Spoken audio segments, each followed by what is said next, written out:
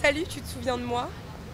Je sais t'es méfiante, mais je suis pas un mauvais gars. Des textos comme celui-ci, de nombreuses femmes en reçoivent de la part d'hommes un peu trop insistants. Vu que le mec était un peu menaçant, je me suis sentie obligée de donner mon téléphone. On dit non, machin, et ils insistent tellement qu'on leur donne, au final on répond jamais. Alors pour y remédier, 2 militants féministes ont lancé ce numéro appelé « Anti-relou », adapté d'une idée qui existe déjà aux États-Unis.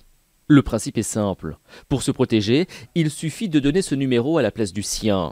Si la personne trop insistante tente une approche, elle recevra 1 heure plus tard ce SMS automatique de mise au point. Bonjour, si vous lisez ce message, c'est que vous avez mis une femme mal à l'aise. Avec vous, elle ne s'est pas sentie en sécurité.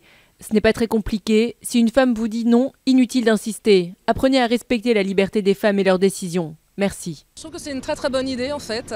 Ça peut permettre aux femmes de se détacher de certaines personnes qui les harcèlent. Donc je trouve que l'idée est vraiment très bien. Clara Gonzalez, à l'initiative du numéro, y voit avant tout un outil pédagogique, mais qui ne fait pas tout. Il faut rester humble vis-à-vis de ce petit joker, ça participe à une forme d'éducation populaire.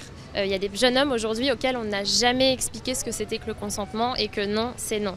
Si nous on peut apporter notre petite pierre à l'édifice et permettre même à un seul garçon de comprendre ce que c'est que le consentement, c'est déjà une victoire. Depuis vendredi, le numéro anti-relou aurait déjà généré 10 000 SMS de rappel à l'ordre. Le bémol, c'est que chaque SMS envoyé coûte 16 centimes à ces 2 créatrices.